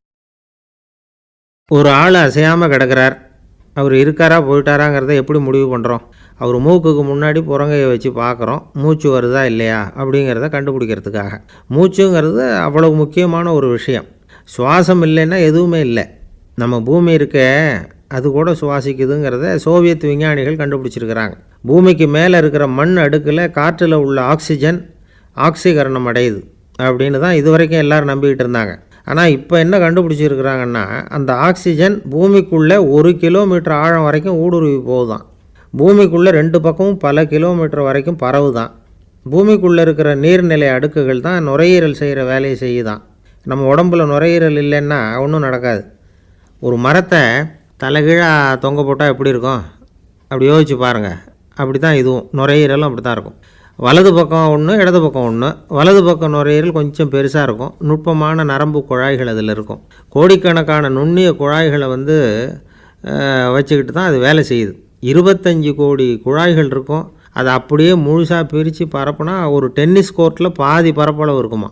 நுரையீரல் நிறம் கருஞ்சிவப்பு தான். புகை அதிகமாக உள்ளே போச்சுன்னா அது கருப்பாயிடுது. காற்றுல உள்ள பிராணவாயுவை இது இழுத்து எடுத்துக்கிட்டு ரத்தத்தை சுத்தப்படுத்துகிற முக்கியமான வேலையை இது செய்யுது. அசுத்த காற்றை வெளியில் அனுப்பி வச்சுருது. ஒருத்தர் வேகமாக ஓடி வரார், அவருக்கு மூச்சு இறைக்கும். பயங்கரமாக எதையாவது பார்த்து விடுறார், உடனே மூர்ச்சி ஆகிடுவார். இது மாதிரி சமயங்களில் வேறு எந்த தூண்டுதலும் இல்லாமல் நுரையீரல் தானாகவே இயங்கும். இப்படி ஒரு அவசியம் ஏற்படுறப்போ இயக்கத்தை தூண்டி விடுற முக்கியமான இணைப்பு மூளைக்கு கீழே முதுகு எலும்புக்கு மேற்பகுதியில் இருக்குது. அது உடனே சுவாசத்துக்கு அவசர உதவியை கொடுக்குது. இப்போ ஒருத்தர் பேசாமல் உட்காந்துருக்கார். இந்த சமயத்தில் அவருக்கு 1 பங்கு காற்று தேவைப்படுதுன்னு வச்சுக்கோங்க. அவர் எழுந்திரிச்சு நடக்கும் பொழுது 1.5 மடங்கு தேவைப்படும். ஓடினார்னா 3 மடங்கு தேவைப்படும். படுத்துருக்கிறப்ப 1/2 மடங்கு தான் தேவைப்படும். இதுக்கு நிமிஷத்துக்கு 16 தடவை மூச்சு விட்டாகணும். இப்படி சாதாரணமாக உள்ளே இழுக்கிற காற்று கொஞ்சம்தான் இருந்தாலும் இது மாதிரி 8 மடங்கு காற்றை உள்ளே இழுத்து வச்சுக்கிற சாமர்த்தியம் நுரையீரலுக்கு இருக்குதான்.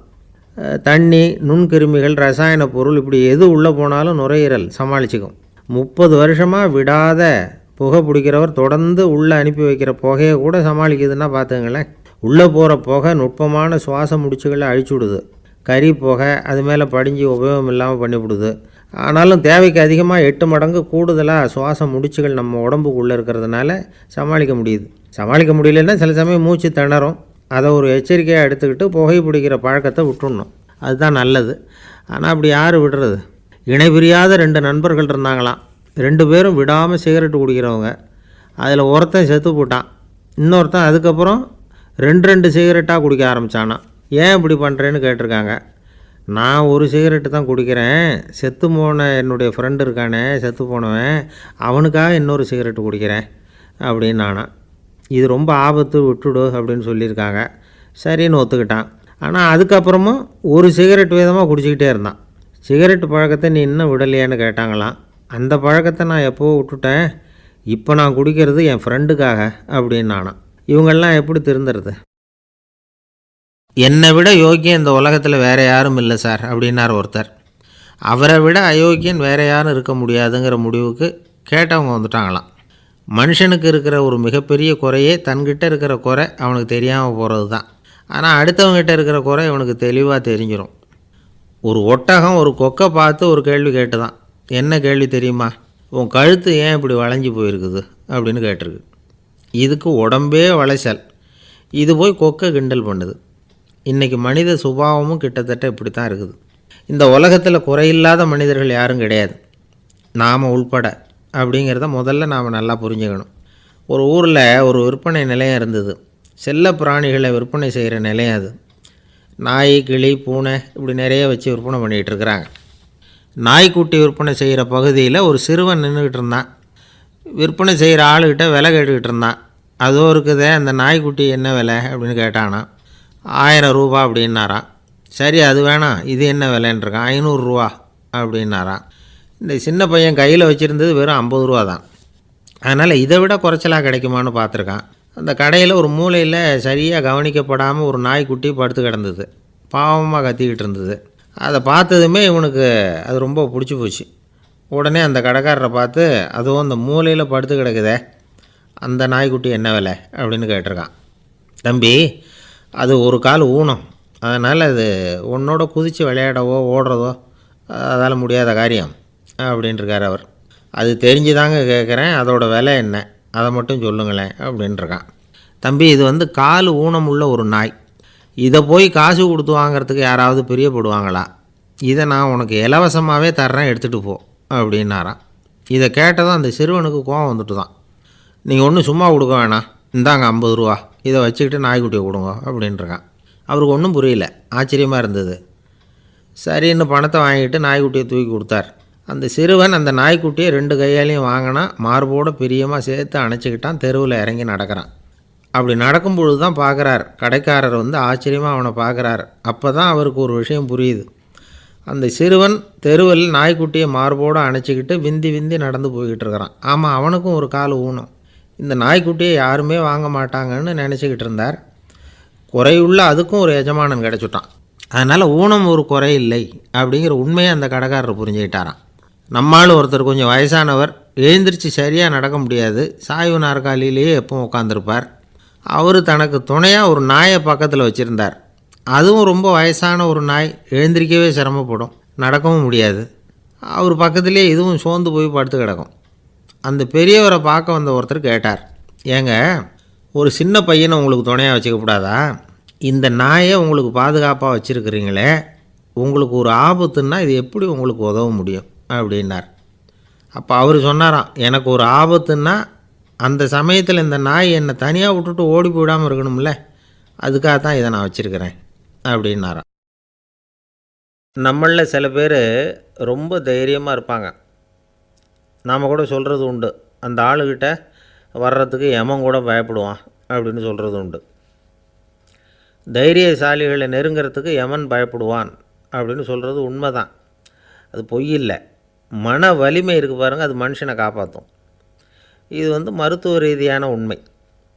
உடல் கோளாறுகள் மன ஆரோக்கியத்தை பாதிக்கும். மன எழுச்சி, மன போராட்டம் இதெல்லாம் உடல் இயக்கத்தில் மாறுதலை உண்டாக்குது. சில வகையான நோய்களுக்கும் மனசுக்கும் இருக்கிற சம்பந்தம் என்னங்கிறத பற்றியெல்லாம் இப்போ ஆராய்ச்சி பண்ணுறாங்க. ஆஸ்மா, மூட்டு வலி, பெருங்குடல் அழற்சி, உயர் இரத்த அழுத்தம், சோரியாசிஸுங்கிற தோல் வியாதி, வயிற்று புண்ணு, இந்த தைராய்டு நச்சுத்தன்மை, இது மாதிரி நோய்களை உண்டாக்குறதுல மனசோட பங்கு என்னங்கிறத பற்றியெல்லாம் ஆய்வு பண்ணி பார்த்துருக்குறாங்க.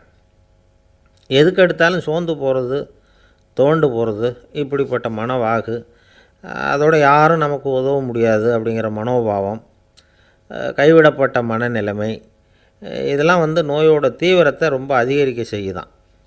இவங்கெல்லாம் அந்த கைகால் வலிக்குது, உடம்பு அசதியாக இருக்குது, தூக்கம் வரல, முதுகு வலிக்குது, உடம்பில் உணர்ச்சி குறையுது, கை கால் விரல்லாம் மரத்து போகுது, இப்படி ஏதாவது சொல்லிக்கிட்டு டாக்டர்களை தேடி வந்துக்கிட்டு இருப்பாங்க.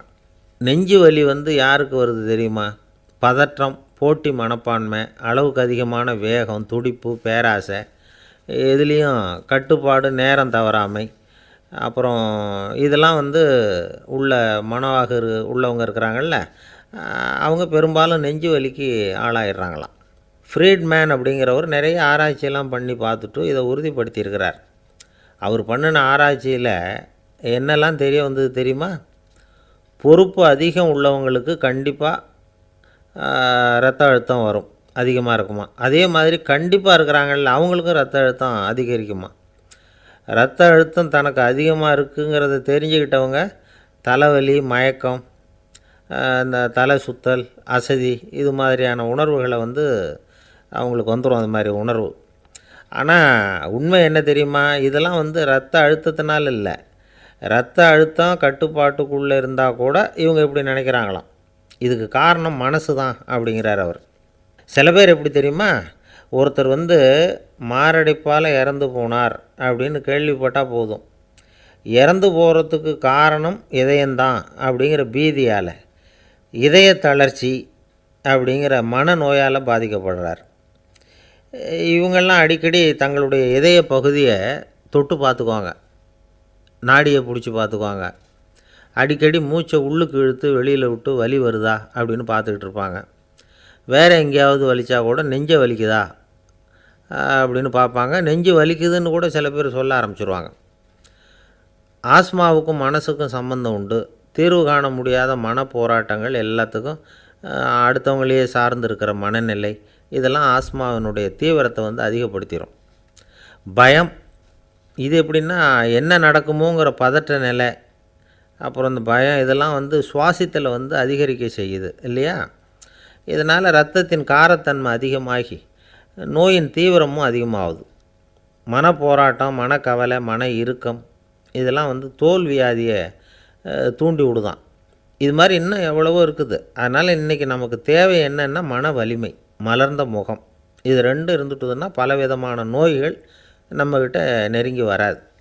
டாக்டர், என்ன நெருங்காமல் இருக்கிறதுக்கு நான் ஒரு காரியம் பண்ணுறேன் அப்படின்னார் ஒருத்தர். அவர் என்ன அர்த்தத்தில் சொன்னார்னா, டாக்டர் அவரை நெருங்காமல் இருக்கிறதுக்கு அவர் ஒரு காரியம் பண்ணுறாராம். நண்பர்கிட்ட சொன்னார். நண்பர் கேட்டார், அது என்ன காரியம் பண்ணுற அப்படின்னு கேட்டார்.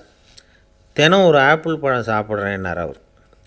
ஏன்னா ஆங்கிலத்தில் ஒரு பழமொழி சொல்லுவாங்கள்ல, an apple a day keeps doctor away அப்படிம்பாங்க. ஒரு ஆப்பிள் பழம் சாப்பிட்டா டாக்டர் விலகியே இருப்பார், டாக்டர்கிட்ட போக வேண்டிய அவசியம் இருக்காது அப்படிங்கிறதுக்காக அந்த பழமொழி சொல்கிறது. என்ன, நான் யாருமே நெருங்காமல் இருக்கிறதுக்கு நான் ஒரு காரியம் பண்ணுறேன்னார் இன்னொருத்தர். டாக்டர் நெருங்காமல் இருக்கிறதுக்கு ஆப்பிள் பழம் சாப்பிட்றேன்னார் அவர். என்னை யாருமே நெருங்காமல் இருக்கிறதுக்கு நான் ஒரு காரியம் பண்ணுறேன்னார் இன்னொருத்தர். அது என்னன்னு கேட்டோம். தினம் ஒரு பூண்டு சாப்பிட்றேன்னார். ஏ கார்லிக் எ டே கீப்ஸ் எவ்ரிபடி அவே அப்படின்னு அதுக்கு ஒரு புது விளக்கமும் கொடுத்தார். காசி மாநகரத்தை பிரம்மதத்தன் அப்படிங்கிற ராஜா ஆட்சி பண்ணிட்டு வந்தார்.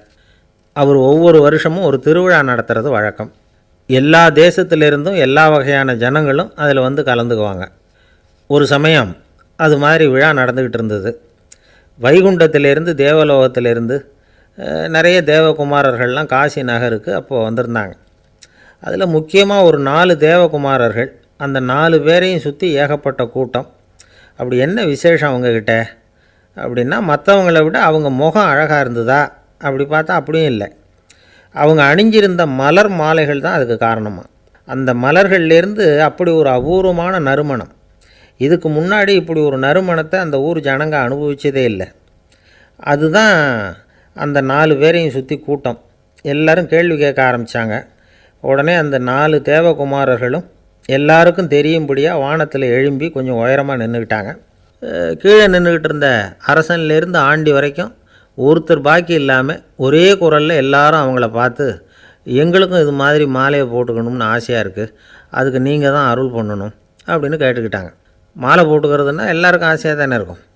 அந்த 4 தேவகுமாரர்களில் ஒருத்தர் புத்தர் பிரான். அவர் சொன்னார், பூலோகவாசிகளே, நான் சொல்கிறத கொஞ்சம் பொறுமையாக கேளுங்க. கக்காரு அப்படிங்கிற கற்பக விருட்சத்தின் மலர்களால் தொடுக்கப்பட்டது இந்த மாலை. இதுக்கு நிறைய சக்தி உண்டு. எந்த காலமும் இது வாடாது, வாசனையும் குறையாது. ஆனால் இதை அணிந்து கொள்கிறதுக்கு சில தகுதிகள் தேவை அப்படின்னார். என்ன தகுதி அது சொல்லுங்களேன் அப்படின்னு ஏக காலத்தில் எல்லாரும் சத்தம் போட்டாங்க. தீய இயல்புகள் உள்ளவங்க, இழிந்த சிந்தனை, இழிந்த செயல் உள்ளவங்க இந்த மாலையை அணிய முடியாது அப்படின்னார். அவ்வளோதான். கூட்டத்தில் சத்தம் போட்டவங்கள்லாம் மெதுவாக அப்படி அடங்க ஆரம்பிச்சிட்டாங்க. இன்னொரு தேவகுமாரன் சொன்னார், அடுத்தவங்க பொருளை அபகரிக்காதவன், அடுத்தவங்களுக்கு கெடுதல் பண்ணக்கூடிய பொய் பேசாதவன், பேராசையினால் கெட்ட வழியில் பொருள் ஈட்ட நினைக்காதவன் இந்த மாலையை போட்டுக்கலாம் அப்படின்னார். கூட்டத்திலிருந்து யாரும் முன்னுக்கு வரல. ஒரே ஒரு ராஜகுரு மட்டும் கொஞ்சம் முன்னாடி வந்தார். பெரியவர், படித்தவர் அவர். எனக்கு தகுதி இருக்குது அந்த மாலையை போட்டுக்கிறதுக்கு அப்படின்னார். வேறு ஒன்றும் இல்லை, பொய் சொல்லியாவது அந்த மாலையை வாங்கிக்குவோமே அப்படின்னு முடிவு பண்ணிட்டார் அவர். அவ்வளோதான், மாலையை வாங்கிட்டார். அடுத்த தேவகுமாரன் பேசினார். யாருக்கு திடமான அறிவும் மனமும் இருக்குதோ, யாருக்கு நல்ல காரியங்களில் அசையாத ஈடுபாடு இருக்குதோ, நல்ல அரிய பொருள்களை தனியாக தான் மட்டும் அனுபவிக்க விரும்பாதவர் யாரோ அவர் முன்னாடி வந்து இந்த மாலையை வாங்கிக்கலாம் அப்படின்னார். அந்த தகுதியும் எனக்கு இருக்குன்னார் ராஜகுரு. மாலையை வாங்கி போட்டுக்கிட்டார். இன்னொரு ராஜகுமாரன் பேச ஆரம்பித்தார். அறநெறியில் செல்வம் சேர்க்கணும், ஆடம்பர பொருள்களுக்கு அடிமையாகக்கூடாது, வெற்றி அடைஞ்சாலும் கர்வம் வரக்கூடாது, அப்படிப்பட்டவங்க இந்த மாலையை போட்டுக்கலாம்னார். துணிஞ்சு பொய் சொல்லி அதையும் வாங்கி கழுத்தில் போட்டுக்கிட்டார் இந்த ராஜகுரு. இன்னொரு ராஜகுமாரன் சொன்னார், சான்றோர்களை நிந்திக்காதவங்க, புறம் பேசாதவங்க இந்த மாலையை போட்டுக்கலாம்னார். அதையும் வாங்கி போட்டுக்கிட்டார். திருவிழா முடிஞ்சுது, எல்லோரும் திரும்பி போயிட்டாங்க. மறுநாள் ராஜகுரு 4 மாலைகளையும் போட்டுக்கிட்டு ராஜசபைக்கு வரார். வந்தவர் ரொம்ப அவஸ்தையோடு வர்றார். மாலையெல்லாம் வாடி போயிட்டுது, வாசனை எதுவும் கிடையாது. அது மட்டும் இல்லை, அவருக்கு கடுமையான தலைவலி வேறு வந்துட்டுது. துடிச்சு போயிட்டார். மாலையை கழட்டவும் முடியல. ஜனங்கள்லாம் அவரை பார்த்து சிரிக்க ஆரம்பிச்சிட்டாங்க. என்னத்துக்கு ஆசைப்படணும், ஏன் இப்படி கஷ்டப்படணும் அப்படின்னு. ராஜா பார்த்தார். மறுபடியும் விழாவுக்கு ஏற்பாடு பண்ணினார். தேவகுமாரர்கள்லாம் வந்தாங்க. ராஜகுரு வந்தார். மக்கள் முன்னிலையில் அவங்க காலில் விழுந்தார், மன்னிப்பு கேட்டுக்கிட்டார். இந்த மாலையை போட்டுக்கிற தகுதி எனக்கு இல்லை. தகுதி இல்லாத ஒருத்தன் தகாத தகுதியை பொய் மூலம் பெறணும்னு ஆசைப்படுறாங்களே, அவங்களுக்கெல்லாம் என்னுடைய தண்டனை ஒரு எச்சரிக்கையாக இருக்கட்டும்னார். அதுக்கப்புறம் தேவகுமாரர்கள் அவர் கழுத்தில் இருக்கிற மாலையை கழட்டினாங்களாம். அந்த மாலைகளும் பழையபடி மனம் கொடுக்க ஆரம்பிச்சுட்டு தான். இதிலேருந்து நாம் தெரிஞ்சுக்க வேண்டியது என்னென்னா, நமக்கு தகுதி இல்லாத ஒரு கௌரவம் நம்மக்கிட்ட தானாக வந்தால் கூட அதை தவிர்த்து விடுறது தான் நல்லது. அதுதான் புத்திசாலித்தனம். ஒருத்தர் வந்தார். சார், எங்கள் இலக்கிய மன்ற விழாவுக்கு நீங்கள் தலைமை தாங்கணும்னார். உடனே இவர் சொன்னார், பேச்சாளர், சார், இலக்கியத்தை பற்றி பேசுகிற தகுதி எனக்கு இல்லையே அப்படின்னார். உடனே அவர் கூப்பிட வந்தவர் சொன்னார், அந்த தகுதி உங்களுக்கு இல்லைங்கிறது எங்களுக்கும் தெரியும் சார், அதனால தான் உங்களை தலைமை தாங்க கூப்பிட்றேன் அப்படின்னார். அது சரி, தலைமைன்னா அதுக்கு இவர் என்ன தான் அர்த்தம் பண்ணுறாருன்னு தெரியல. ஒரே ஒரு ஊரில் ஒரு ராஜா இருந்தார். அவர் பேரில் மக்களுக்கு ரொம்ப மரியாதை. அவ்வளவு நல்லா ஆட்சி புரிஞ்சிக்கிட்டு வந்தார். அவருக்கு வயசாகிட்டுது. அதனால் ஒரு நாள் அமைச்சரை கூப்பிட்டார். இதை பாருங்கள், எனக்கு வயசாகிட்டுது, அதனால் இந்த அரச பொறுப்பையெல்லாம் நீங்கள் ஏற்றுக்குங்க அப்படின்னார். அதுக்கப்புறம் ராணியை கூப்பிட்டார். வா, நாம் இனிமேல் இங்கே இருக்க வேணாம், காட்டுக்கு போய் தவம் பண்ணலாம் அப்படின்னு கூப்பிட்டார். இந்த செய்தி மக்களுக்கு அறிவிக்கப்பட்டது. மக்கள் உடனே கூட்டம் கூட்டமாக அரண்மனைக்கு வர ஆரம்பிச்சிட்டாங்க. மன்னரை போய் பார்க்குறாங்க. அரசே, தாங்கள் எங்களுக்கு தந்தை மாதிரி, நீங்கள் காட்டுக்கு போயிட்டால் நாங்கள்லாம் இங்கே எப்படி இருக்க முடியும்? எங்களுக்கெல்லாம் எந்த துன்பமும் இல்லாமல் பார்த்துக்கிட்டு வர்றீங்க. இது மாதிரியான ஒரு அரசாட்சி இல்லைன்னா மக்கள் வாழ்ந்து என்ன பயன் அப்படின்னாங்க. இருந்தாலும் என்ன பண்ணுறது, வயசாயிட்ட காரணத்தினால இந்த முடிவுக்கு வர வேண்டியிருக்குது அப்படின்னாராம் ராஜா. அப்படின்னா நீங்கள் காட்டுக்கு போக வேணாம், நாங்கள் போகிறோம். நாங்கள் அங்கே போய் தவம் பண்ணுறோம், வழிபாடு பண்ணுறோம், கடவுள் வருவார், அவர்கிட்ட வரம் வாங்கிட்டு வந்துடுறோம் அப்படின்னாங்களாம். அப்படி சொல்லிவிட்டு உடனே எல்லோரும் காட்டுக்கு போனாங்க. நாட்டு மக்கள் எல்லாரும் ஒட்டு மொத்தமாக காட்டில் உட்காந்துக்கிட்டு தவம் பண்ணுறதை பார்த்தார் கடவுள். உடனே புறப்பட்டு வந்தார். எல்லோரும் இப்படி உட்காந்துருக்குறீங்களே, என்ன வேணும் உங்களுக்கு அப்படின்னு கேட்டார். உடனே மக்கள் எல்லாரும் ஒரு குரலில் சொன்னாங்க, சுவாமி, எங்கள் மன்னன் ரொம்ப நாளைக்கு நல்லபடியாக இருக்கணும். அவர் மகிழ்ச்சியாகவும் உடல் நலத்தோடும் இருந்தால் தான் நாங்கள் அமைதியாக வாழ முடியும் அப்படின்னாங்க. சரி, அதுக்கு என்ன செய்யணும் அப்படின்னார் ஆண்டவன். எங்கள் மன்னருக்கு இன்னும் ஒரு 100 வருஷம் ஆயுளை கொடுங்க அப்படின்னாங்க. அவ்வளவு தானே, சரி அப்படியே ஆகட்டும் அப்படின்னு சொல்லிவிட்டு ஆண்டவன் போயிட்டார். மக்கள் மகிழ்ச்சியோடு திரும்பி வந்தாங்க. மன்னா, கடவுள் வரம் கொடுத்துட்டார், நீங்கள் 100 வருஷம் வாழ போகிறீங்க அப்படின்னாங்க. இதை கேட்டதும் ராணி ராஜாவை வணங்கி நான் தவம் செய்ய போகிறேன் அப்படின்னு புறப்பட்டாங்க. உடனே மக்கள் என்ன நினச்சாங்க தெரியுமா? ஐயோ, நாம் ராஜாவுக்கு மட்டும்தானே நீண்ட ஆயுள் வேணும்னு வரம் வாங்கினோம், ராணிக்கு வாங்கலையே, அதுதான் கோபத்தில் புறப்பட்டாங்க போல இருக்குது அப்படின்னு நினச்சி வருத்தப்பட்டாங்க. ஆனால் ராணி நினச்சது அது இல்லை. ராணி போய் தவம் பண்ணாங்க, கடவுள் காட்சி கொடுத்தார். இவங்க கேட்குறாங்க, சுவாமி, ராஜாவுக்கு மட்டும் 100 வருஷம் ஆயுள்னு வரம் கொடுத்துட்டீங்க, அப்படின்னா குடிமக்களும் 100 வருஷம் இருக்கணும். இப்படிப்பட்ட குடிமக்கள் இல்லைன்னா அப்படிப்பட்ட அரசன் இருந்து என்ன பிரயோஜனம் அப்படின்னாங்களாம்.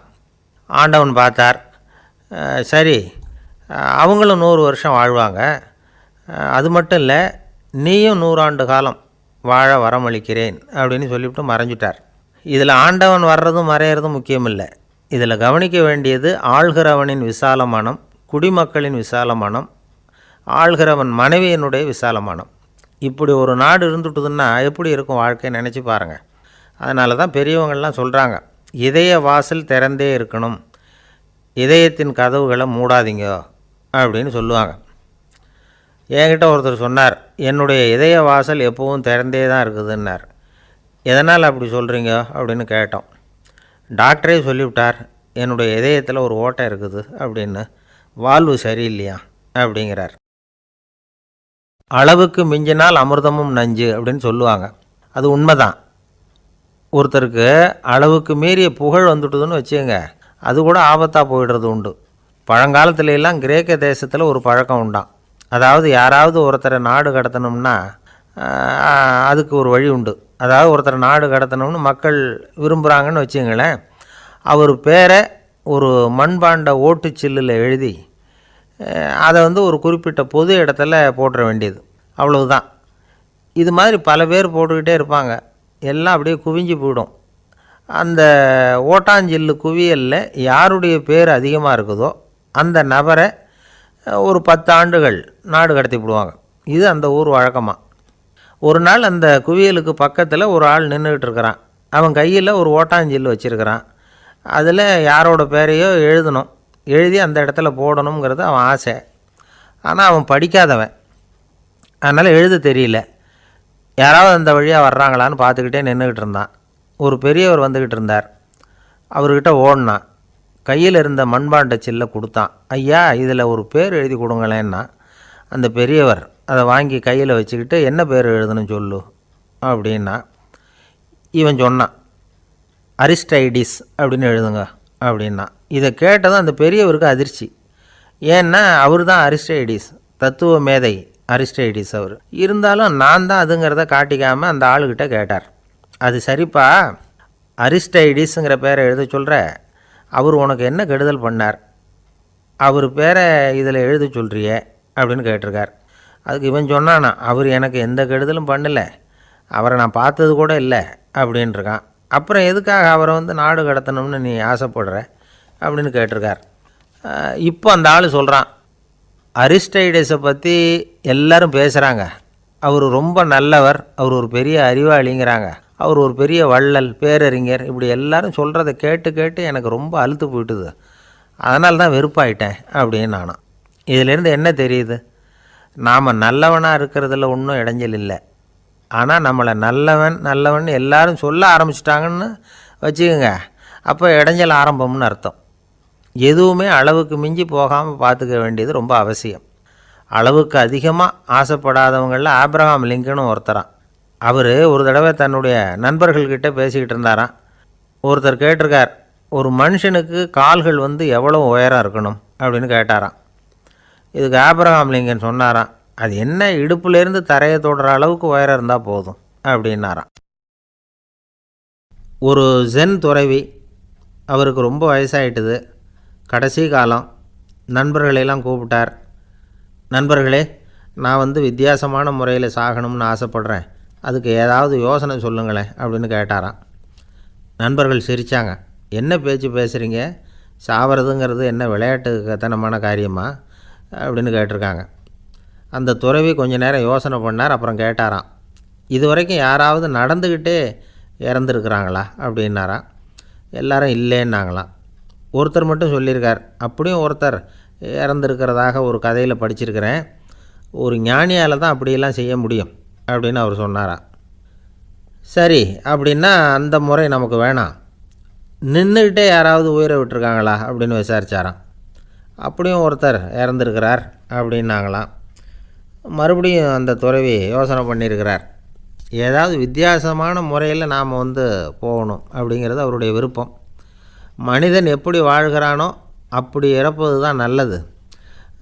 சரி, யாராவது தலைகீழாக யோகம் செய்யும் நிலையில் இறந்துருக்கிறாங்களா அப்படின்னு விசாரித்தாராம். நண்பர்கள் சிரித்தாங்க. தலைகீழாக நின்னபடி இறந்ததாக நாங்கள் கேள்விப்பட்டதே இல்லை, அது முடியாத காரியம் அப்படின்ட்டுருக்காங்க. இப்போ அந்த துறவிக்கு திடீர்னு உற்சாகம் வந்துட்டுது. உடனே எழுந்திரிச்சார், தலைகீழாக நின்னார், அப்படியே உயிரை விட்டுட்டார். அவ்வளோதான். அந்த மடாலயத்தில் ஒரே குழப்பம், எப்படி அவரை கீழே இறக்கி படுக்க வைக்கிறது அப்படின்னு புரியல. இப்படி உயிர் விடுறதை பற்றி அவங்க இது வரைக்கும் கேள்விப்பட்டதும் இல்லை. உண்மையிலேயே இவர் இறந்து தான் போனாராங்கிறதும் தெரியல. சோதித்து பார்த்தாங்க, இதய துடிப்பு, நாடி துடிப்பு எல்லாம் நின்று போயிருந்தது. இவர் எப்பவும் இப்படி தான், என்ன பண்ணுறது இப்போது அப்படின்னு சொல்லி எல்லோரும் குழம்பிக்கிட்டு இருக்கிற சமயத்தில் ஒரு பெரிய ஒரு யோசனை சொன்னார். இந்த துறவியோட மூத்த சகோதரி பக்கத்து மடாலயத்தில் இருக்கிறாங்க, அவங்கள இங்கே அழைச்சிட்டு வந்தால் ஏதாவது வழி கிடைக்கும் அப்படின்னார். அந்த அம்மாவுக்கு 90 வயசு. அழைச்சிட்டு வந்தாங்க. ஒரு குச்சியை ஊன்றிக்கிட்டு அப்படியே மெதுவாக நடந்து வந்தாங்க. தம்பி, தலைகீழாக நின்று உயிர் விட்டு இறக்கிறத பார்த்தாங்க. தம்பின்னு கூப்பிட்டு பார்த்தாங்க, ஒன்றும் காணும். உடனே என்ன பண்ணாங்க, தன்னுடைய கைத்தடியால் தம்பியோட உடலை ஒரு தட்டினாங்க. ஏப்பா, சாகிறப்பவும் உன்னுடைய குறும்புத்தனத்தை விடலையா? இப்படியாடா சாகிறது, ஒழுங்காக செத்து தொலை அப்படின்னாங்களாம். அவ்வளவுதான். உடனே அந்த துறவி திரும்பி நேராக நின்னார். அக்கா, கோவப்படாத, நான் ஒழுங்காக சாகிறேன், எப்படி செத்தா என்ன, எல்லாம் எனக்கு ஒன்று தான் அப்படின்னு சொல்லிவிட்டு அப்படியே தரையில் படுத்து உயிரை விட்டாராம். அதுக்கப்புறம் அந்த அம்மா கோலை கையில் எடுத்துக்கிட்டு அப்படியே திரும்பி கூட பார்க்காம அவங்க பாட்டுக்கு போயிட்டாங்களாம். மரணத்தை ஒரு விளையாட்டாக ஆக்கிய அந்த துறவிக்கு வாழ்க்கையே ஒரு விளையாட்டாக தான் இருந்திருக்குது. எந்த நோக்கமும் இல்லாமல் செயல்படுறதுன்னா என்னங்கிறதும் அவருக்கு தெரிஞ்சிருக்குது. பயனை எதிர்பார்க்காமல் பணி செய்து வாழ்ந்து மறைந்த மகான் அவர். தம்முடைய தொழிலை விளையாட்டு போல் செய்ய தெரிஞ்சவருக்கு வாழ்க்கையே ஒரு விளையாட்டாக மாறிடும். எல்லாமே விளையாட்டாகி விடுகிற போது மரணமும் விளையாட்டாகிவிடும் அப்படிங்கிறது தான் அந்த தத்துவம். ஆனால் அதுக்கு முன்னாடி உங்களுக்குள்ளே இருக்கிற உண்மையான நடிகனை நீங்கள் அடையாளம் கண்டுபிடிக்கணும். நீங்கள் நடிக்க வேண்டியதே இல்லை, நீங்கள் ஏற்கனவே நடிச்சுக்கிட்டு தான் இருக்கிறீங்க. நீங்கள் இந்த உண்மையை தெரிஞ்சுக்கணும், அவ்வளவுதான். இதுதான் ஞானிகளுடைய கருத்து. நீங்கள் தெருவில் நடந்து போயிட்டுருக்கிறீங்க, எதிரில் வர்றவர் உங்களை பார்த்து எப்படி இருக்கிறீங்கன்னு கேட்குறார். நல்லா இருக்கிறேங்கிறீங்க.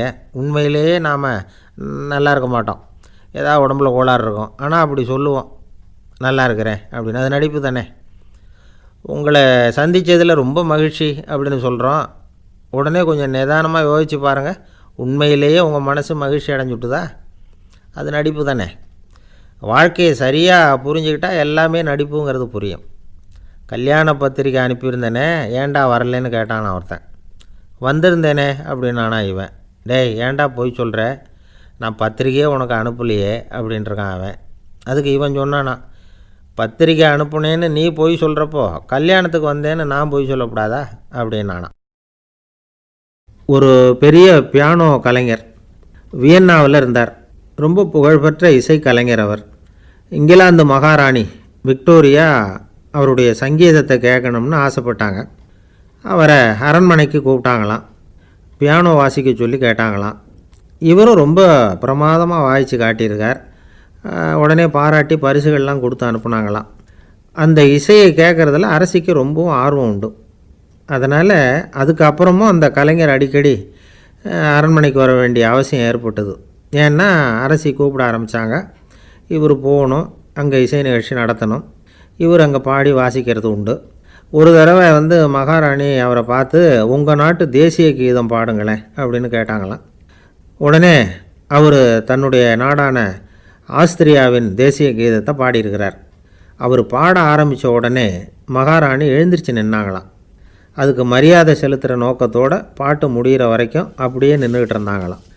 இதுதான் அந்த அரசியினுடைய பெருந்தன்மை. அதாவது நாட்டுப்பற்றுங்கிறது அந்த அளவுக்கு அப்படி இருக்கணும். இப்படி ஒரு அரசியே நம்ம நாட்டு தேசிய கீதத்துக்கு எழுந்திருச்சு நின்று மரியாதை செலுத்துகிறாங்க அப்படிங்கிறத புரிஞ்சிக்கும் பொழுது அந்த முதிய கலைஞரின் மகிழ்ச்சிக்கு அளவே இல்லையாம். அதுக்கப்புறம் அந்த பியானோ கலைஞர் ஒரு நாள் தன்னுடைய நண்பர் ஒருத்தர்கிட்ட பேசிக்கிட்டு இருந்தாராம். அப்போ சொன்னாராம், மகாராணியார் எனக்கு எவ்வளவோ பரிசுகள்லாம் கொடுத்துருக்குறாங்க. ஒரு தடவை எனக்கு வைரக்கல் பதித்த அணி ஒன்றை கூட பரிசாக கொடுத்தாங்க. ஆனால் அதை விட உயர்ந்த விலை மதிக்க முடியாத அணி என்ன தெரியுமா? நான் என்னுடைய நாட்டு தேசிய கீதத்தை நான் பாடுறப்போ அவங்க எழுந்திரிச்சு நின்று மரியாதை செலுத்தினாங்களே, அதுதான் எனக்கு கிடைச்ச மிகப்பெரிய பரிசு அப்படின்னாராம். எனக்கு தெரிஞ்ச சங்கீத வித்வான் ஒருத்தர் இருக்கார். சமீபத்தில் ஒரு நாள் அவரை பார்த்தேன். எப்படி போயிட்டுருக்கு உங்கள் தொழில் அப்படின்னு கேட்டேன். ரொம்பவும் வித்தியாசமாக போயிட்டுருக்குங்க அப்படின்னார். என்ன சொல்கிறீங்க அப்படின்னேன். முன்னாடியெல்லாம் நான் பாடினா எதிரில் இருக்கிறவங்க தான் எழுந்திரிச்சு போயிட்டு இருந்தாங்க. இப்போ எப்படின்னா நான் பாட ஆரம்பிச்சுட்டா உடனே பக்கவாத்தியக்காரனே எழுந்திரிச்சு போயிடுறான் அப்படின்னார் ரொம்ப வேதனையோட. பொங்கல் திருநாள். பொங்கல் திருநாள்னால் இது ஏதோ அறுவடை திருநாள் அப்படின்னு சொல்லுவோம். அதாவது வருஷம் பூரா நாம் பாடுபட்டு அதனுடைய பலனை அனுபவிக்கிற நாள் அப்படிங்கிறது நாம் சொல்லிகிட்டு இருக்கிறது. இது முக்கியமாக இது ஒரு நன்றி அறிவிப்பு நாள் அப்படின்னு சொல்லுவாங்க. இன்றைக்கி நிறைய நன்றி அறிவிப்பு கூட்டம்லாம் நடந்துக்கிட்டு இருக்குல்ல, அது மாதிரி விவசாயிகள் நடத்துகிற ஒரு நன்றி அறிவிப்பு விழா இது. யாருக்கு நன்றி சொல்கிறாங்கன்னா ஆதவனுக்கு. அதாவது சூரியன் இல்லைன்னா விவசாயம் இல்லை. அதனால் ஆதவனுக்கு நன்றி செலுத்துகிற நாளாக இந்த பொங்கல் திருநாளை நாம் கொண்டாடுறோம். அதாவது இந்த பொங்கலில் விவசாயிகள்கிட்டேருந்து நிறைய பண்புகளை நாம் தெரிஞ்சுக்க வேண்டிய நாள் இது. விவசாயிகள் அவங்க விவசாயம் முன்னேறி இருக்கிற அளவுக்கு விவசாயிகளுடைய வாழ்க்கை தரம் முன்னேறலை. அந்த அளவுக்கு அவர்கள் நாட்டுக்காக உழைச்சிக்கிட்டு இருக்கிறாங்க. அந்த காலத்திலே அதை பற்றி ஒரு கதை சொல்கிறது உண்டு. ஒரு வயசான ஆள் நிலத்தில் ஏறு உழுதுகிட்டு இருந்தாராம். கிழிஞ்சு போன ஒரு சின்ன துண்டை தான் இடுப்பில் கட்டியிருந்தாராம். தலையில் ஒரு கந்தலை சுற்றி இருந்தார். உடம்பு பூரா சேரு, ரொம்ப ஏழை. ஏறு ஓட்டிகிட்டு இருக்கிறவர் வேறு எப்படி இருப்பார்? இருந்தாலும் அந்த ஆள் ரொம்ப ஜாலியாக பாட்டு பாடிக்கிட்டே ஏறு உழுதுகிட்டு இருந்தாராம். உடம்புல தான் அவர் ஏழையை தவிர மனசில் ஒரு ஏழையாக தெரியல. அந்த சமயத்தில் அந்த நாட்டு ராஜா அந்த பக்கமாக குதிரை மேலே வந்தாராம். வேட்டைக்கு போயிட்டு பரிவாரங்களோடு திரும்பி வந்துக்கிட்டு இருக்கிறார். ரொம்ப செல்வ செழிப்பில் இருக்கிற ராஜா அவர் இந்த வயசான விவசாயியை பார்த்துருக்கார். இந்த ஆள் ரொம்பவும் ஏழைங்கிறது அவர் பார்த்தாவே பளிச்சுன்னு தெரியுது. கட்டிக்கிறதுக்கு நல்ல துணி இல்லை, உடம்போ இழைச்சி போயிருக்குது, வயிறு முதுகில் போய் ஒட்டிக்கிட்டு இருக்கு, கண்ணு குழி விழுந்து போயிருக்குது. ஆனாலும் முகத்தை பார்த்தா சந்தோஷமாக இருக்கிற மாதிரி இருக்குது. இவ்வளோ உற்சாகமாக பாடிக்கிட்டு இருக்கிறாரே அப்படின்னு ஆச்சரியமாக நினச்சி பார்த்தார் அந்த ராஜா. சரி, அவர்கிட்ட கொஞ்சம் பேச்சு கொடுத்து பார்க்கலாம் அப்படின்னு முடிவு பண்ணார். ஐயா பெரியவரே, இப்படி கொஞ்சம் வர முடியுமான்னாராம். பொழுது போகிறதுக்குள்ளே நான் இந்த வயல் பூரா உழவு ஓட்டி ஆகணும், அதனால் பேசுகிறதுக்கு நேரம் இல்லை அப்படின்னாராம் அந்த பெரியவர். என்ன அவ்வளவு அவசரமாக? மீதி இருந்தால் நாளைக்கு உழுதுவக்கூடாதா? அது சரி, உனக்கு எத்தனை ஏக்கர் நிலம் இருக்குது அப்படின்னு விசாரிச்சிருக்கார் ராஜா. எனக்குன்னு சொந்தமாக உள்ளங்கை அளவு கூட நிலம் கிடையாது. இது எங்கள் முதலாளியோட நிலம். இதை பூராவும் உழுது முடித்தாதான் அவர் கூலி கொடுப்பார். நான் கூலிக்கு உழுதுகிட்டு இருக்கிறேன். உங்ககிட்ட பேசிக்கிட்டு இருந்தால் அவருக்கு துரோகம் பண்ணது மாதிரி ஆகிடும் அப்படின்னாராம். ராஜா குதிரையை விட்டு கீழே இறங்கினார். வரப்பில் நடந்து அந்த பெரியவர்கிட்டே போனாராம். சரி, ஒரு நாள் பூரா உழுதான் உனக்கு எவ்வளவு கூலின்னு கேட்டிருக்கார். 8 அணா கூலி கிடைக்கும்னாராம் அவர். இது ரொம்ப காலத்துக்கு முன்னாடி நடந்த ஒரு சம்பவங்கிறதுனால அப்போ 8 அணா கூலிங்கிறது ரொம்ப பெருசு. இருந்தாலும் அதுவும் அந்த ராஜாவுக்கு பெரிய கூலியாக தெரியல. இவ்வளவு தானா, இதை வச்சுக்கிட்டு நீ எப்படி காலம் தள்ளுற அப்படின்னாராம். ஒன்றும் கவலை இல்லை அப்படின்னாராம் அவர். ராஜாவுக்கு ரொம்ப ஆச்சரியமாக போச்சு. 8 அணா கூலி வாங்குகிற இந்த ஆள் கவலை இல்லாமல் இருக்கிறார், ஏராளமான வசதியோடு இருக்கிறன்னா கவலை இல்லாமல் வாழ முடியலையே அப்படின்னு நினச்சி பார்த்துருக்கார். அது சரி, 8 அணாவில் எப்படி குடும்பம் நடத்துகிற அப்படின்னு கேட்டாராம். எனக்கு கிடைக்கிற 8 அணாவில் 2 அணா குடும்பத்துக்கு செலவழிக்கிறேன், 2 அணா பழைய கடனுக்கு கொடுக்குறேன், 2 அணா தர்மம் செய்கிறேன், 2 அணா வட்டிக்கு கொடுக்குறேன், ஒரு குறையும் இல்லைன்னாராம். ராஜாவுக்கு ஒன்றும் புரியல. எனக்கு ஒன்றும் புரியலேன்னு இருக்கார். ஐயா, எனக்கும் என் மனைவிக்கும் 2 அணா செலவாகுது. வயசான அம்மா அப்பா இருக்கிறாங்க, சின்ன வயசில் என்னை காப்பாற்றினவங்க அவங்க. அந்த கடனுக்கு 2 அணா செலவாகுது, அது பழைய கடன். என் தங்கச்சி ஒருத்தி ஆதரவு இல்லாத நிலைமையில் தன்னுடைய மகனோட என் வீட்டில் இருக்கிறா. அவளுக்கும் அவள் மகனுக்கும் 2 அணா செலவு பண்ணுறேன், அது தர்மம். எனக்கு 2 பிள்ளைங்க இருக்கிறாங்க, அவங்களுக்கு 2 அணா செலவு பண்ணுறேன், அது வட்டிக்கு கொடுக்கறது மாதிரி. பிற்காலத்தில் அவங்க எங்களை காப்பாற்றுவாங்க. அந்த வகையில் நான் திருப்தியோடு வாழ்ந்துக்கிட்டு இருக்கிறேன் அப்படின்னாராம். ராஜாவுக்கு அர்த்தம் புரிய ஆரம்பிச்சுதான். அந்த பெரிய நிலத்தை விலை கொடுத்து வாங்கி அந்த பெரியவருக்கே தானமாக கொடுத்துட்டாராம். இப்போ உழுதவருக்கே நிலம் சொந்தமாகிட்டுது.